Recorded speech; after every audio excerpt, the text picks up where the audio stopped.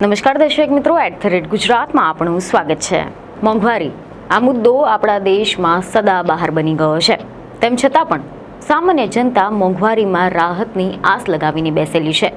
ત્યારે આવામાં ગુજરાતની જનતા માટે ખૂબ જ અગત્યના સમાચાર સામે આવી રહ્યા છે અને આ સમાચાર જાણીને તમને પણ સહેજ હાશકારો થશે, કારણ કે ગુજરાતના લાખો વીજ ગ્રાહકો માટે રાજ્ય સરકાર દ્વારા વીજ બિલમાં રાહત કરી આપવામાં આવી છે અને આના કારણે ગુજરાતના વીજ ગ્રાહકો પરથી મોંઘવારીનો બોજ સહેજ હળવો થઈ શકે છે। કારણ કે એવા સમાચાર સામે આવ્યા છે કે ગુજરાતના નાગરિકોના હિતમાં રાજ્ય સરકારનો વધુ એક મહત્વપૂર્ણ નિર્ણય કરવામાં આવ્યો છે, જે અંતર્ગત હવે નાગરિકોને ઓછા દરે વીજળી પૂરી પાડવા માટે રાજ્ય સરકાર દ્વારા જુલાઈ 2025થી ફ્યુઅલ સરચાર્જના દરમાં પ્રતિ યુનિટે 15 પૈસાનો ઘટાડો કરવામાં આવ્યો છે। એટલે કે આ નિર્ણય બાદ ગ્રાહકોને વીજ બિલમાં 100ના યુનિટે 15 રૂપિયાનો ફાયદો થઈ શકે છે। નાણામંત્રી કનુભાઈ દેસાઈ દ્વારા આ જાહેરાત કરવામાં આવી હતી। રાજ્ય સરકાર દ્વારા ફ્યુઅલ સરચાર્જ એટલે કે fuel price end power purchase adjustment એટલે કે FPPAમાં 15 પૈસાનો ઘટાડો કરાયો છે। રાજ્ય સરકારના આ મહત્વપૂર્ણ નિર્ણયથી તારીખ 1/7/2025થી કરાયેલા વીજ વપરાશ ઉપર તમામ શ્રેણીના વીજ ગ્રાહકો પાસેથી ફ્યુઅલ સરચાર્જ હવે પ્રતિ યુનિટ ₹2.30ના ઘટાડા કરાયેલા દરે વસૂલવામાં આવશે। મહત્વનું છે કે આ નિર્ણયથી રાજ્યના 1.75 કરોડ ગ્રાહકોને જુલાઈથી સપ્ટેમ્બર 2025 દરમિયાન આશરે ₹400 કરોડથી પણ વધુનો લાભ થશે તેવી પણ ધારણા છે। જોકે વીજ નિયમન આયોગ એટલે કે GERC દ્વારા કોઈ પણ ફેરફાર ન થાય ત્યાં સુધી આ દર યથાવત રહેવામાં આવશે। અહેવાલ એવા મળી રહ્યા છે કે કનુભાઈ દેસાઈએ આ અંગે જાહેરાત કરતા જણાવ્યું હતું કે રાજ્યમાં વીજળીના બિલ પર લાગતા ફ્યુઅલ સરચાર્જમાં ફરી એકવાર ઘટાડો કરવામાં આવ્યો છે અને આ નિર્ણય ગુજરાતની વીજ કંપનીઓની કાર્યક્ષમતા અને શ્રેષ્ઠ કામગીરીનું પરિણામ છે। ગુજરાતના નાગરિકોને ઓછા દરે વીજળી પૂરી પાડવા માટે રાજ્ય સરકાર દ્વારા જુલાઈ 2025થી ફ્યુઅલ સરચાર્જના દરમાં પ્રતિ યુનિટે 15 પૈસાનો ઘટાડાનો મહત્વપૂર્ણ નિર્ણય કરવામાં આવ્યો છે। રાજ્ય સરકારના આ મહત્વપૂર્ણ નિર્ણયથી તારીખ 1/7/2025થી કરાયેલા વીજ વપરાશ ઉપર તમામ શ્રેણીના જે વીજ ગ્રાહકો છે તેમની પાસેથી ફ્યુઅલ સરચાર્જ હવે પ્રતિ યુનિટ ₹2.30ના ઘટાડા કરાયેલા દરે વસૂલવામાં આવશે।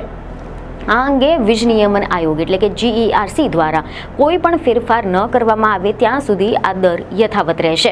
ફ્યુઅલ સરચાર્જના ઘટાડાના પરિણામે રાજ્યના અંદાજે 1.75 કરોડ ગ્રાહકોને જુલાઈથી સપ્ટેમ્બર 2025 દરમિયાન વીજ વપરાશ ઉપર આશરે ₹400 કરોડથી વધુનો લાભ થઈ શકે છે। ગ્રાહકોને સસ્તી વીજળી ઉપલબ્ધ કરાવવાના રાજ્ય સરકારની પ્રતિબદ્ધતાને અનુરૂપ તાજેતરના વર્ષોમાં ફ્યુઅલ અને પાવર પરચેસ પ્રાઇસ એડજસ્ટમેન્ટમાં નોંધપાત્ર ઘટાડો લાગુ કરવામાં આવ્યો છે, જે વીજ ખરીદ ખર્ચના અસરકારક સંચાલન અને ગ્રાહકો પરનો બોજ હળવો કરવા માટે રાજ્ય સરકારનું સક્રિય અભિગમ દર્શાવે છે।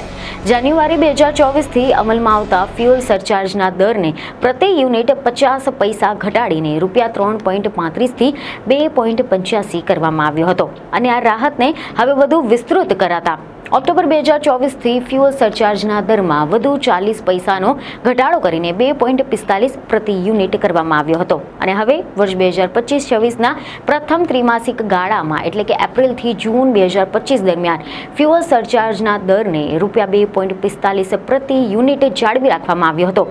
આની સાથે જ તમને વધુમાં એમ પણ ઉમેર્યું હતું કે યોગ્ય અને કાર્યક્ષમ વીજ ખરીદના સંચાલન, સ્થિર વીજ ખરીદના દર તેમજ મજબૂત નાણાકીય વ્યવસ્થાપન તેમજ નોંધપાત્ર માળખાકીય કામગીરીમાં સુધારા, આની સાથે જ દેખરેખ દ્વારા ટેકનિકલ અને વાણિજ્યિક લોસમાં ઘટાડાને ધ્યાનમાં રાખીને રાજ્ય સરકાર દ્વારા આ પ્રવર્તમાન ફ્યુઅલ સરચાર્જના દરમાં પ્રતિ યુનિટે 15 પૈસાનો ઘટાડો કરવાનો નિર્ણય લેવામાં આવ્યો છે।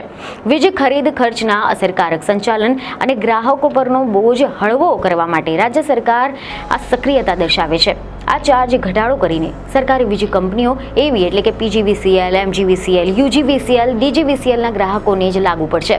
જો કે આ સિવાય સમાચાર એવા પણ સામે આવ્યા છે કે નાણામંત્રીએ GST સ્લેબમાં પણ ફેરફાર મુદ્દે મહત્વનું નિવેદન આપ્યું હતું, જેમાં તમને એમ જણાવ્યું હતું કે ગ્રુપ ઓફ મિનિસ્ટ્રીની આના અગાઉની મીટિંગ મળી ચૂકી છે જીએસટી કાઉન્સિલની 2 દિવસીય બેઠક મળવાની છે, જેમાં જીએસટીના ટેક્સ સ્લેબ છે તેની નવી રચના કરવા અંગેની ચર્ચા કરવામાં આવશે.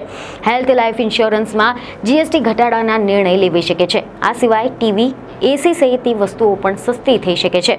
એટલે કે રાજ્ય સરકારે હાલ તો વીજ ગ્રાહકો માટે નજીવી રાહત તો કરી દીધી છે અને આ ઘટાડાથી સામાન્ય નાગરિકથી લઈને ઉદ્યોગો સુધીના તમામ વીજ ગ્રાહકોને થોડાક અંશે ફાયદો થશે. વીજળીનો વપરાશ જેમ જેમ વધુ થશે તેમ બિલમાં થતી બચત પણ વધારી શકાય છે. તો બીજી તરફ આ નજીવા ઘટાડાથી સામાન્ય જનતાને કોઈ મોટો લાભ થવાની તો આશા નથી, પરંતુ જેમ રાજ્યના નાણામંત્રીએ જણાવ્યું છે તેમ હજી પણ જીએસટી ટેક્સ સ્લેબની નવી રચના અંગે જે ચર્ચા વિચારણા કરવામાં આવી રહી છે તેનાથી કદાચ એવી આશા છે કે હજી પણ કેટલીક વસ્તુઓ પર ગ્રાહકોને રાહત મળી શકે છે. તેમના ખિસ્સા પરનો બોજ હજી પણ ઘટી શકે છે. તો હવે આ વિષય પર તમારો શું અભિપ્રાય છે તમને કોમેન્ટમાં જરૂરથી જણાવો. બીજને ખબરો સાથે ફરી મળીશું. ધન્યવાદ.